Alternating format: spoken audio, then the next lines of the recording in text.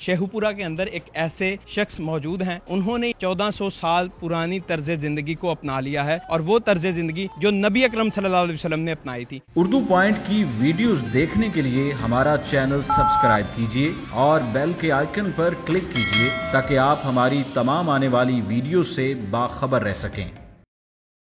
السلام علیکم، اردو پوائنٹ کے ساتھ میں ہوں عبداللہ خان۔ ناظرین، اس ٹائم میں موجود ہوں شیخوپورہ میں۔ ناظرین، 21ویں صدی کے اندر انسان کو اپنی زندگی کو آرام دہ بنانے کے لیے اچھا بستر، اچھی گاڑی اور گرمی سے بچنے کے لیے اے سی، سردی سے بچنے کے لیے ہیٹر کی ضرورت ہوتی ہے، لیکن شیخوپورہ کے اندر ایک ایسے شخص موجود ہیں جن کا نام صوفی محمد اکمل ہے۔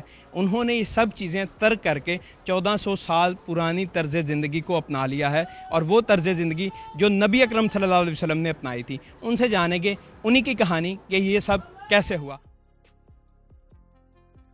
صوفی محمد اکمل صاحب، مجھے بتائیے گا کہ آپ ہر آسائش چھوڑ کر کچے گھر میں رہ رہے ہیں، دوائی نہیں استعمال کرتے، سواری کے لیے گھوڑا استعمال کرتے ہیں اور بجلی نہیں استعمال کرتے، کیا وجہ ہے اور یہ سب کیسے ہوا؟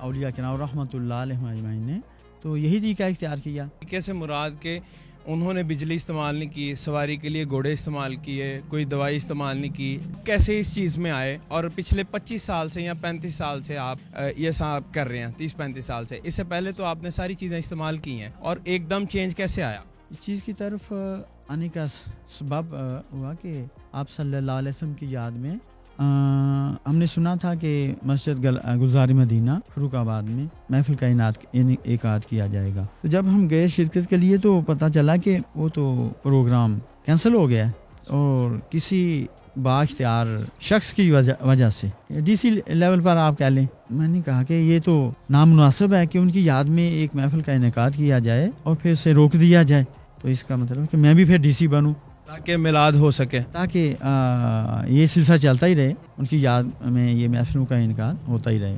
ڈی سی بننے کے بجائے ساری چیزیں چھوڑ چھاڑ کر آپ یہ سب کیسے بن گئے؟ پھر یہی تھا نا کہ میں ہو سکتا ہے میرے ذہن میں آ کے ہو سکتا ہے ڈی سی سے بھی ایک اعلیٰ اختیارات والے اس چیز کو روک دو، تو میرا خیال ہوا کہ میں نے پھر اب سارے جہاں سے زیادہ علم حاصل کرنا ہے۔ پہلے تو میرا یہی خیال تھا کہ یہی آج کل تعلیم جو سائنسی انگریزی تعلیم، اسی چیز کا ہی میں بھی اسی چیز کو اختیار کروں۔ تو اسی دوران پھر میرے پیر و مرشد میری خواب میں آتے ہیں، کہتے ہیں کہ کچھ لکھ دوں۔ کیا لکھا تھا انہوں نے؟ اللہ بہتر جانتا ہے کیا لکھا انہوں نے۔ میری زندگی میں انقلاب ہی آ گیا۔ پھر B S C B Ed کے بعد ایم اے اسلامیات کرنے کا مجھے شوق ہوا۔ آپ نے ایم اے اسلامیات پھر کیا یا چھوڑ دیا؟ میں نے شروع تو کیا تھا، تو جب یہ رول نمبر سلپ میرے پاس آئی ایم اے اسلام کی، تو میں نے کہا کہ رول نمبر سلپ کھولوں امتحان کے بارے میں جو ہے، یا میں قرآن کھولوں، تو مجھے یہی الہام ہوا کہ قرآن ہی کھولو۔ میں نے پھر امتحان نہیں دیا۔ جبکہ سر حدیث پاک ہے، علم حاصل کرو خواہ تمہیں چین جانا پڑے، ماں کی گود سے قبر کی لحد تک علم حاصل کرو۔ علم حاصل کرنا ہر مسلمان مرد عورت پر فرض ہے، لیکن آپ نے ہمیں اسلامیات کرتے کرتے رول نمبر سلپ کو ادھر ہی بند کر دیا، کیا وجہ؟ اس کی وجہ یہ ہے کہ علماء نبیوں کے وارث ہیں، نبیوں نے کسی کو دینار و درہم کا وارث نہ بنایا، انہوں نے صرف علم کا وارث بنایا۔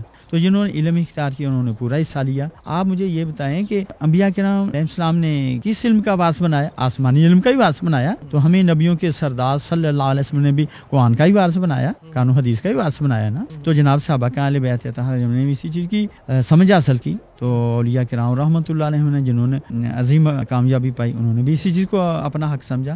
جو میں پوائنٹ سمجھ سکا ہوں ابھی تک کہ نبیوں نے جو جس علم کا وارث بنایا وہ آسمانی تھا، دنیاوی نہیں حاصل کرنا، دنیاوی نہیں حاصل کرنا چاہیے۔ یہ اللہ پاک خود فرما رہے ہیں، میں اس کے کان ہو جاتا ہوں جیسے یہ سنتا ہے، اس کی آنکھیں ہو جاتا ہوں جیسے دیکھتا، ہاتھ ہو جاتا ہوں جیسے یہ پکڑتا ہے، قدم ہو جاتا ہوں جیسے یہ چلتا ہے، یہ مجھ سے مانگتا ہے تو عطا فرماتا ہوں، پناہ مانگتا ہے تو پناہ دے دیتا ہوں۔ اللہ کے ولی اللہ کی آنکھ سے دیکھتے ہیں، تو جب اللہ کی آنکھ سے دیکھتے ہیں ہیں تو اپنی آنکھ سے نہیں اللہ کی آنکھ سے دیکھتے ہیں تو انہیں دوربین ٹیلی ویژن بنانے کی کیا ضرورت تھی. جب اللہ کے کان سے سنتے ہیں تو موبائل ٹیلی ویژن بنانے کی ضرورت پیش نہ آئی. جب اللہ کے ہاتھ سے پکڑتے امداد کو ان کا ہاتھ پہنچ سکتا ہے تو انہوں نے مشینیں کیوں بنانی تھی اور واسطے کیوں اختیار کرنے تھے. جب اللہ نے میں اس کے قدم ہو جاؤں جیسے وہ چلتا ہے اللہ کے قدم سے. ہوائی جہاز کی کیا ضرورت ہے؟ ہاں ہوائی تو گاڑی موٹر ہوائی جہاز رکشے اسکوٹر کی کیا ضرورت تھی. پھر بھی انہوں نے ہزاروں لاکھوں میں سفر ادا فرمایا.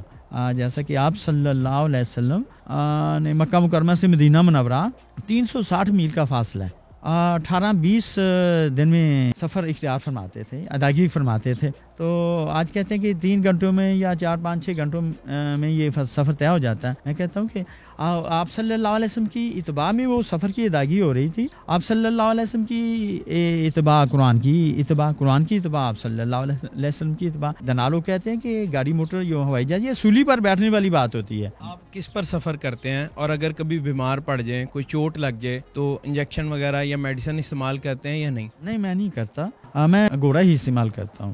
گھوڑے ایک بار سواری کرتا ہوں سنت سمجھ کر, یا پیدل چلتا ہوں یا گھوڑا.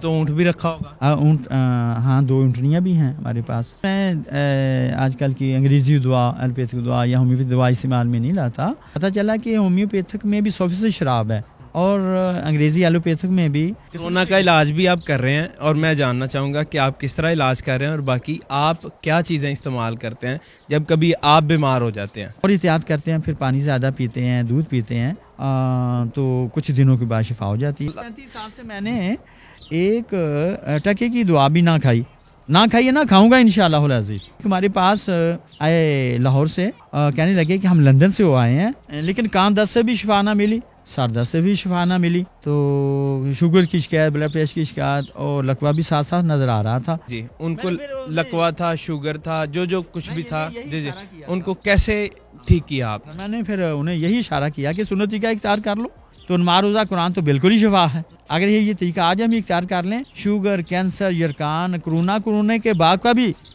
سبھی شفا مل جائے گی. اچھا مجھے بتائیں کہ آپ کیا کھاتے پیتے ہیں اور یہ مٹی کے برتن آپ استعمال کر رہے ہیں, ساری وہ چیزیں, اور جی اور کبھی دل میں خیال نہیں آیا کہ انسان تو یہ ایک لالچی ہے اور آسائشوں کی طرف بھاگتا ہے, گرمی ہے تو اے سی چلائے, سردی ہے تو ہیٹر چلائے, اگر اعلیٰ سے اعلیٰ گاڑی چاہنے کی کوشش کر رہا ہوتا ہے, اچھی سے اچھی نوکری کا, کبھی دل میں خیال نہیں آیا کہ یہ ہو چیزیں؟ میں نے کبھی سوچا بھی نہیں. میں سمجھتا ہوں کہ آپ صلی اللہ علیہ وسلم کی سنت سے بڑھ کر کوئی حسین طریقہ ہی نہیں ہے. بات تو ہے دل کو خوش کرنے کے لیے تو ہم گاڑی لیتے ہیں یا موبائل کا استعمال کرتے ہیں, اے سی وغیرہ استعمال کرتے ہیں. اللہ کا اے سی تو چل رہا ہے, چلتا تو ہم سانس لیتے ہیں, نہ چلے تو ہم زندہ نہیں رہ سکتے. سائنسی انگریزی کام ان کے ہیں جو لوگ حقیقت میں ایمان نہ لائے یا جنہوں نے ایمان قرآن کی قدر نہ کی. اب وہ بھی بتا رہے ہیں کہ کیسے دنیا میں رہنا ہے. وہ کیا بتا رہے ہیں, مصنوعی ماحول ہے, ہیٹر, گیس ہے, اے سی, پنکھا, موبائل, مشین ہے. یہ چیزیں تو ہم نے اختیار کی تھی کہ ہمیں سکون ملے گا, لیکن سکون نہیں ملا. کوئی اگر ایمانداری سے یہ جواب دے گا تو یہی کہے گا کہ سکون کوئی نہیں ہے. سکون ہوگا تو اللہ کے ذکر سے ہوگا. تو جب ہم سنت طریقے کے مطابق عمل کرتے ہیں نا, پیدل چلتے ہیں, گھوڑے ان پر سب قدرتی ماحول اختیار کرتے ہیں, سنت سمجھ کر, یہ کام سارا ہی برکت والا ذکر بن جاتا ہے, قرآن بن جاتا ہے. سکون کیوں نہ ملے؟ وہ تو چیز کے بالکل الٹ ہے کہ ہم مصنوعی ماحول اختیار کریں. پھر تو شادیاں آپ نے ماشاءاللہ 4 کی ہوں گی. اگر ازواجی زندگی کے بارے میں بات کی جائے تو کتنی شادیاں کی ہیں اور کتنے ماشاءاللہ بچے ہیں؟ میری ایک شادی ہے, میری ایک بچی ہے, تھوڑی عرصے تک وہ اس کی عمر 4 سال ہو جائے گی. اسکول پڑھائیں گے میں اس کو اسکول کا منہ بھی نہیں دکھاؤں گا. اللہ مجھے اس کام کی توفیق دے. میری علیہ کہ کبھی یہی مقصد ہے, صرف اردو پڑھا دیں گے ہم, پھر قرآن پڑھے گی, حدیث پاک پڑھے گی. کبھی انہوں نے مسئلہ نہیں کیا کہ ہمیں پنکھے چاہیے, اچھی چیزیں چاہیے, یا وہ بھی آپ کی مرید خاص ہی تھی اور ان کو آپ نے زواجی زندگی میں لے آئے؟ بس یہی تھا کہ انہیں بھی پڑھائی کا شوق تھا اور اتفاق سے ہمارے پاس ہی دین کی تعلیم سیکھ رہی تھی, تاکہ اب وہ بھی اس چیز پر اتفاق کر گئی. بھی ہے ارادہ کہ 3 اور شادیاں کرنے کا, یا صرف ایک سے ہی قناعت کریں گے؟ وہ اللہ بہتر جانتا ہے. جب کبھی انہوں نے کہیں جانا ہو تو ان کے لیے بھی ایک الگ سے گھوڑا آتا ہے یا پھر بگی بنا لیتے ہیں؟ ٹانگا استعمال کرتے ہیں. یہ کہا کہ آپ کا گھر بھی کچا ہے, مسجد بھی کچی ہے, اور سارا یہاں پر نلکا لگا ہوا ہے, کوئی پمپ بھی نہیں لگا ہوا, کوئی بلب نہیں لگا ہوا, یہ ساری چیزیں कभी बीवी ने भी नहीं कहा इस मामले में कि किन कामों में लगे हुए हैं आप? नहीं, बहुत खुश हैं, इत्तेफाक कर रहे दांत आपने ये मसनूई लगवाया है या आपके अपने हैं, और इतने चमक कैसे रहे हैं? हैं। ये कुदरती ये दांत है।